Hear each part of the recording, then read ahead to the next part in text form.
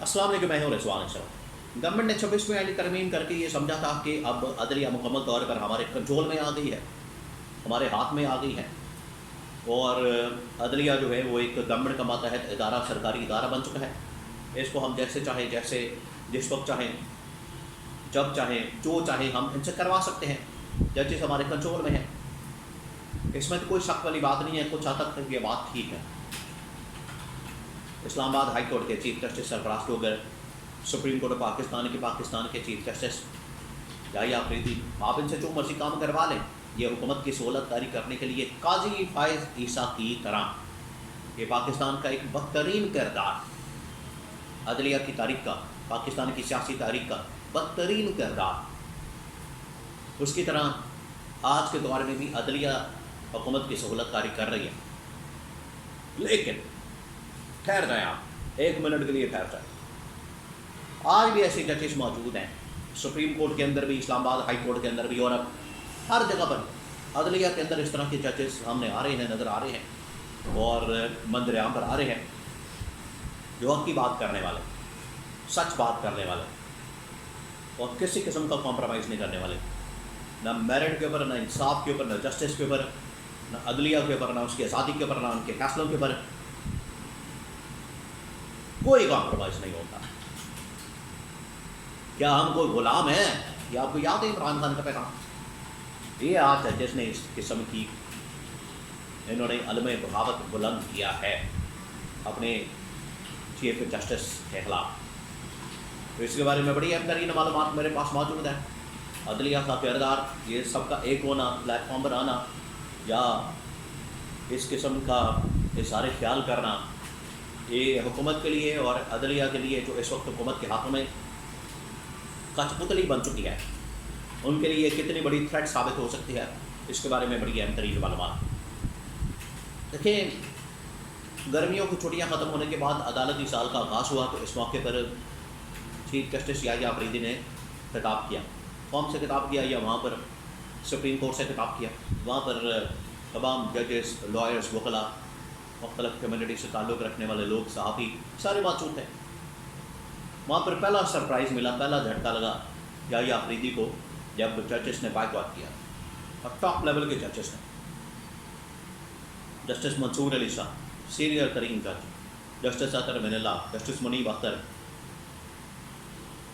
ایک اور خاتون جج جسٹس عائشہ، انہوں نے جب اس کا بائیکاٹ کیا، اٹھ کے چلے گئے۔ پہلا جھٹکا لگا یحییٰ آفریدی کو۔ پھر اس کے بعد دوسرا جھٹکا تب لگا جب ان سے سوالات کیے گئے، ان سے پوچھا گیا، ان سے یحییٰ آفریدی سے اطہر من اللہ کے ریمارکس کے متعلق، ان کی اسپیچ کے متعلق، تقریر کے متعلق پوچھا گیا، منصور علی شاہ کے متعلق پوچھا گیا، انہوں نے جواب نہیں دیا۔ جیسے ہی تقریر ختم ہوتی ہے، خطاب ختم ہوتا ہے، تو ٹھک کر کے ایسے ایک خط سامنے آتا ہے، اور وہ خط ان 4 ججز کی جانب سے لکھا جاتا ہے۔ یہ وہی ججز جو اس پوری تقریب کا، کارروائی کا بائیکاٹ کرتے ہیں۔ وہ خط سامنے آ جاتا ہے، جو کہ انہوں نے چیف جسٹس پاکستان یحییٰ آفریدی کو لکھا۔ جج صاحب، یہ جو پاکستان کے اندر ہو رہا ہے، یہ غیر آئینی ہے، غیر قانونی ہے۔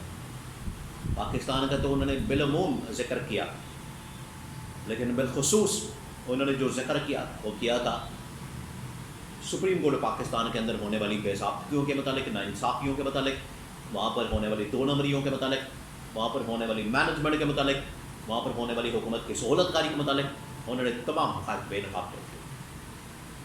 انہوں نے کہا کہ آج یہاں پر رولز بالکل بدل دیے گئے ہیں، جج صاحب، رولز بالکل بدل دیے گئے ہیں، کمیٹیاں بدل دی گئی ہیں، کیسز اپنی مرضی کے بینچز کے سامنے لگائے جاتے ہیں، آئینی بینچ بنا دیا گیا ہے، ججز کی بالکل حیثیت، ویلیو ختم کر دی گئی ہے، آئین اور قانون کی دھجیاں اڑائی جا رہی ہیں۔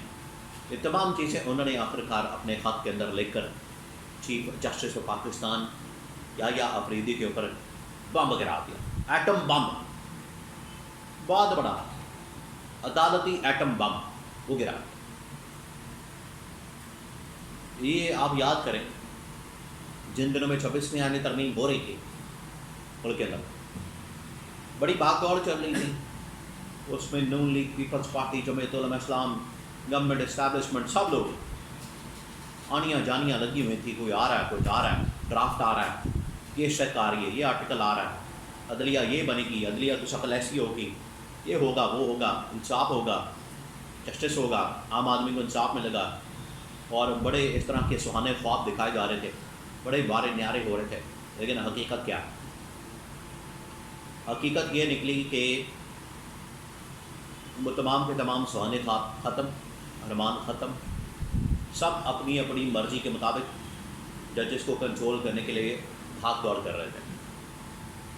اور عمران خان نے اس وقت کہا تھا کہ آج پاکستان کے اندر جس چیز کی بنیاد رکھی جا رہی ہے 26 میں ترمیم کر کے، یہ پاکستان میں عدلیہ کے نظام کو تباہ و برباد کر دے گا، جڑ سے اکھاڑ دے گا اور جڑوں کو کمزور کر دے گا، اور ریاست کا ایک بہت بڑا ستون اس کو ہلا کے رکھ دے گا. اور یہ ہوا. ریاست کے ایک بہت بڑے ستون کو ان لوگوں نے ہلا دیا، جس کے اوپر ریاست کھڑی ہوتی ہے 3 ستونوں کے طرف، جوڈیشری، لیجسلیچر اور ایگزیکٹو، 3 ستونوں کے اوپر ریاست کھڑی ہوتی ہے. انہوں نے اس کو ہلا کے رکھ دیا. تو یہ ان کے لیے لمحہ فکریہ. عمران خان نے اس وقت بھی کہا تھا کہ یہ آپ کے لیے ایک لمحہ فکریہ، آپ کے لیے سوچنے کا مقام ہے، لیکن انہوں نے کام نہیں کرا اس طرح. آج دیکھیں حالات کیا بن چکے ہیں. آج آخرکار نہ صرف اسلام آباد ہائی کورٹ کے اندر بڑے بڑے ججز، 5 سے 6 ججز، جسٹس بابر ستار، جسٹس محسن اختر کیانی، جسٹس سردار اجازت، اسحاق خان، جسٹس سلمان رفت، جسٹس ارباب، طاہر جہانگیری، یہ تمام ججز. اور ادھر سپریم کورٹ کے اندر منصور علی شاہ، جسٹس منیب اختر، جسٹس سطر من اللہ، جسٹس عائشہ ملک، یہ تمام ججز جو ہیں وہ اپنے اپنے چیف جسٹس صاحبان کے خلاف غیر آئینی، غیر قانونی تقرریوں، مینجمنٹ، سہولت کاری، اس کے خلاف آواز بن کر، توان آواز بن کر سامنے آ گئے اور انہوں نے اڑا دیا ہے. یہ بھی آغاز ہے، شروعات ہے. آگے آگے دیکھیے ہوتا ہے کیا. ابھی تو پارٹی شروع ہوئی ہے، ابھی تو ان کو پتہ لگ جائے گا. انہوں نے جو کام ڈالا ہوا ہے یہ زیادہ دیر نہیں رہ سکے گا. 6 مہینے نکال لیں گے اور سال اور نکال لیں گے.